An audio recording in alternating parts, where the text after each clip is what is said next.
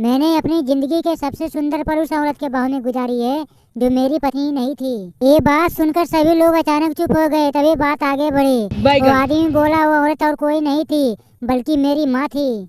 सबने खूब तालियां बजाई, लेकिन वहाँ मौजूद हमारे भाई साहब ने कथन अपने घर में 4 पैग लगाने के बाद अजमाना चाहा। किचन में काम करते हुए पत्नी से जाकर कहा, मैंने अपनी जिंदगी के सबसे अच्छा बरस उस औरत के बाहों में गुजारी है जो मेरी पत्नी नहीं थी। पर इसके बाद की लाइन बेचारा नशे के कारण भूल गया और बुदबुदाया, मुझे याद नहीं आ रही है कि वो औरत कौन थी। और बाद में जब उसको होश आया तो वो आदमी अस्पताल में था।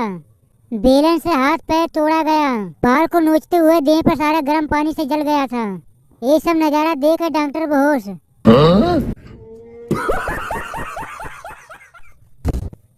यही नहीं, अभी और सुनिए।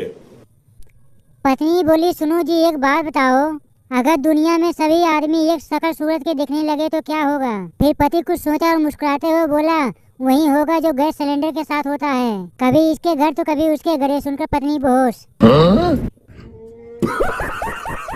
अब तुम्हें क्या बताऊं कि उन किसी काम के नहीं रहे। दुख इस बात की नहीं है कि हमारी श्रीमती जी हमसे घर के काम करवाती हैं, दुख तो इस बात के है कि वो अपने सहेलियों से कहती है कि हमारे आदमी किसी काम के नहीं हैं।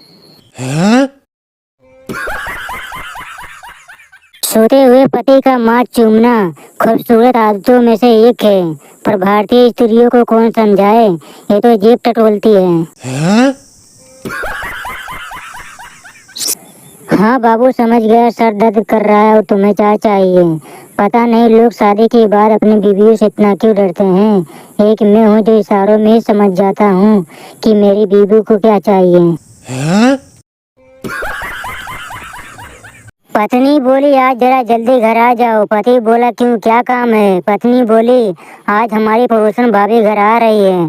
पति फूले समाया नहीं, बोला 2 मिनट रुको, मैं आ रहा हूँ। पति भागते हुए घर आया और बोला, क्या काम है भाभी जी को? पत्नी बोली, काम तो कुछ नहीं है, आपकी बहन ने डाक से राखी भिजवाई थी तो मैंने सोचा मैं तो बांध सकती नहीं, इसलिए पड़ोसन को राखी बांधने के लिए मैंने बुलाया हूँ। पति बेहोश। पत्नी बोली, सुनते हो क्या? शाम को अपने बेटे के लिए जिस लड़की को देखने जाना है, अब उस लड़की को देखने नहीं जाएंगे। पति बोला, क्यों, क्या बात है? मुझे अभी भी पता चला है कि लड़की की मम्मी और आप दोनों एक ही स्कूल में पढ़ते थे।